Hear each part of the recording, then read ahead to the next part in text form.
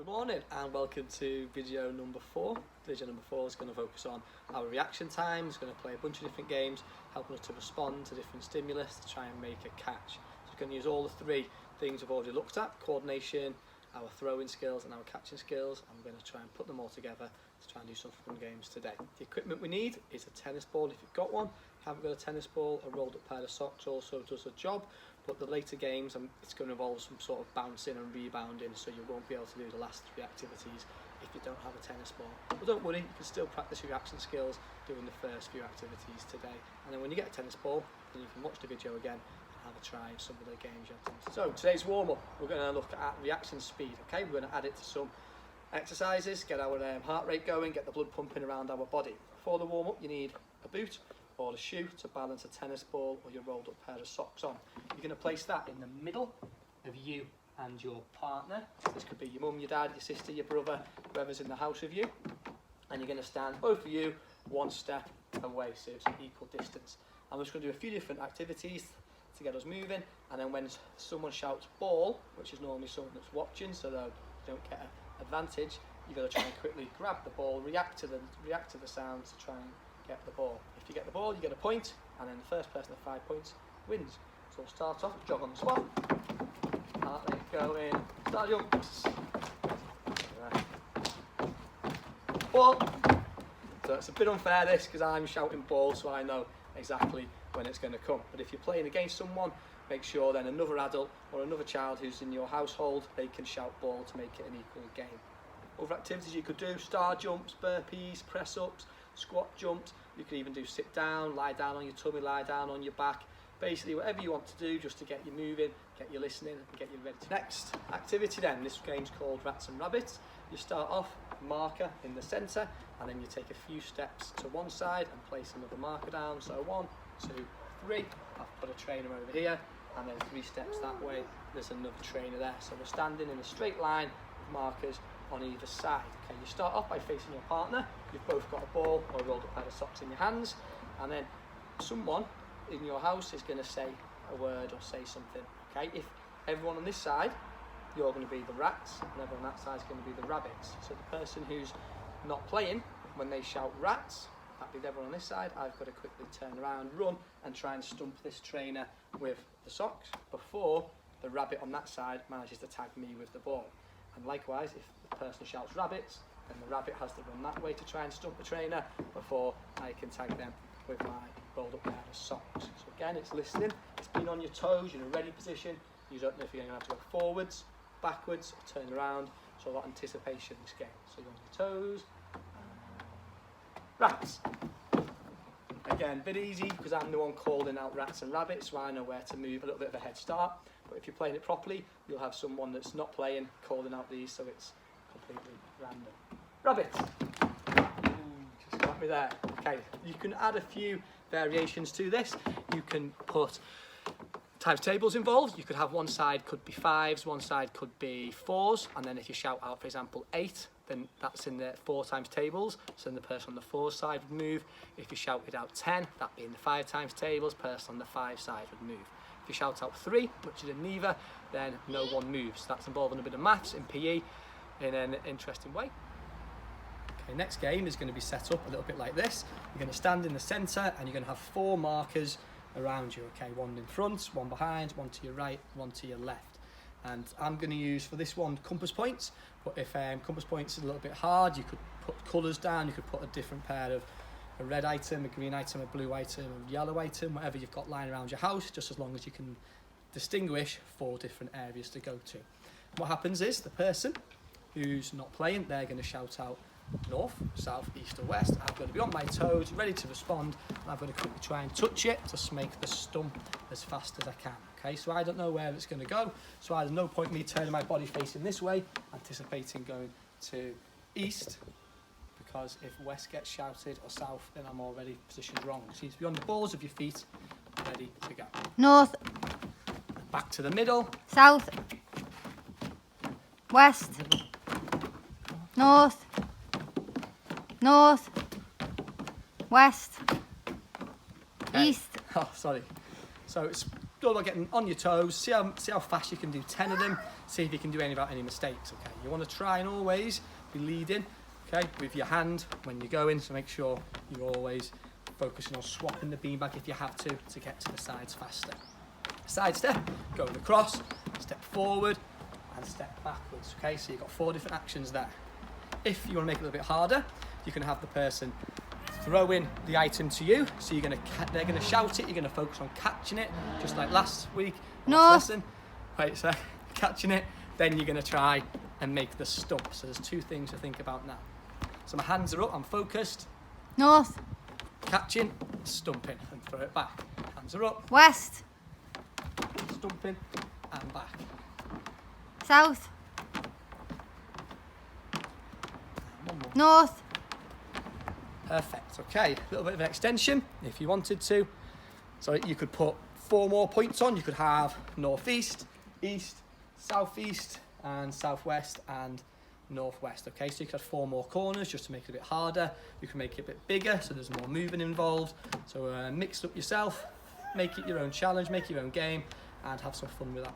Another quick way of extending that game, you could try and plan a pattern or a sequence beforehand, so you don't keep repeating the same, repeating it each time. They might have to go north, north, south, west, east, north, south, and then they've got to try and remember it in the head as well as focusing on the movement. So that's maybe one to challenge some of the higher children, year 5, year 6, to a 10-point sequence going north, east, south, west. Okay, next activity, we're going to look at how we can respond now to a quick stimulus to make a catch. You need 2 people and you need 1 ball or 1 rolled up pair of socks to play this game. One person's going to be the catcher, which is me to begin with, and the other person's just going to be the dropper, okay? After 10 goes, swap over, so you each get a go being the catcher and the dropper. What you do, the person with the ball holds out normally shoulder height to begin with, the ball, and they're not going to tell them when they're going to release it. And when Jess releases it, I've got to try and respond to make the catch. To begin with, just because it's the first few goes, I'm going to start with my hands in the ready position, my eyes on the ball, knees slightly bent so I can step forward if I have to the sides to respond to that ball, okay?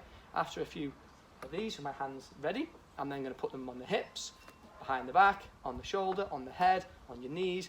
There's a few different things you can do just to try and make it a bit more of a challenge. So I'm going to start off you go. That was quite easy.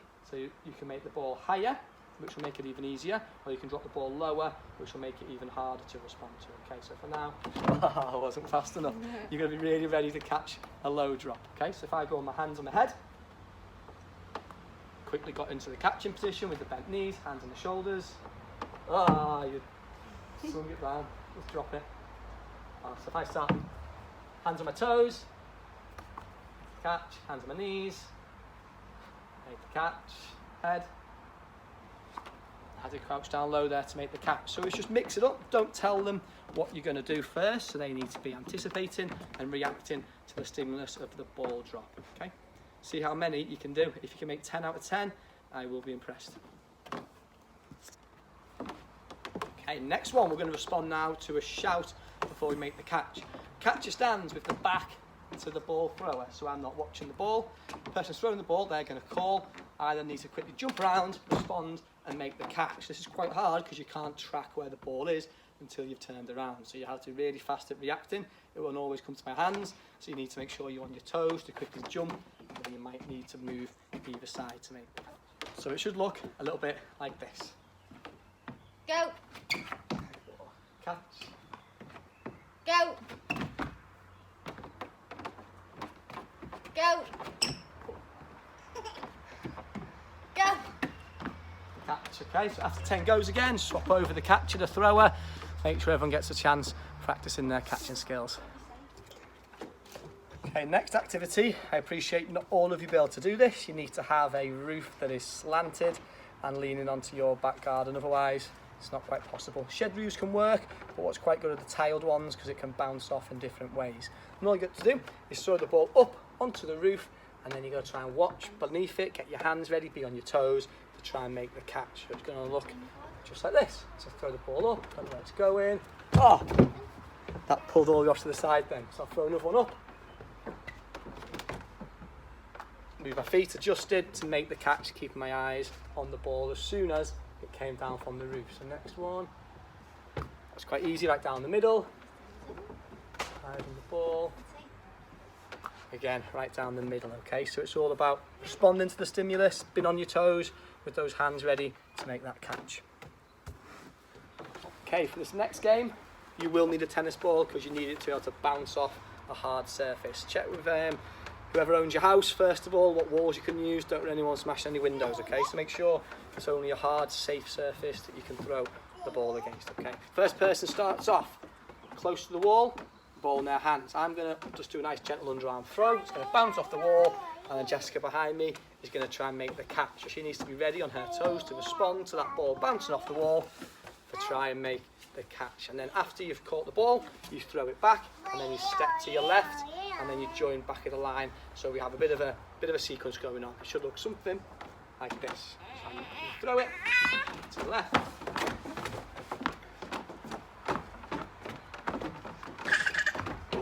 Ah, off the edge of the window, okay. If you're pretty good at it and you want to try and test people out, don't always throw it to the same place so it bounces back to the hands. Give them a low one, give them a high one. Make sure they're really on the toes. So you want one quick go? I'll test you now. I go low, higher,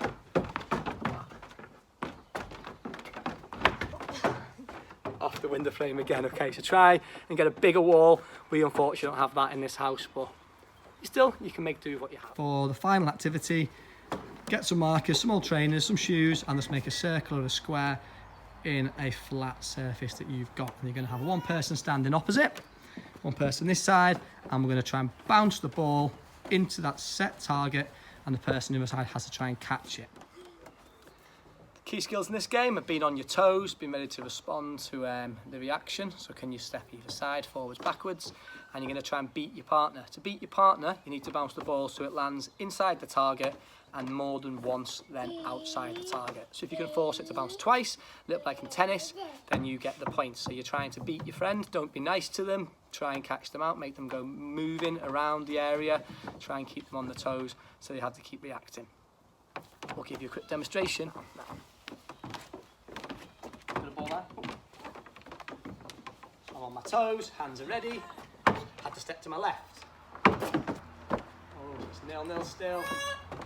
All right, okay.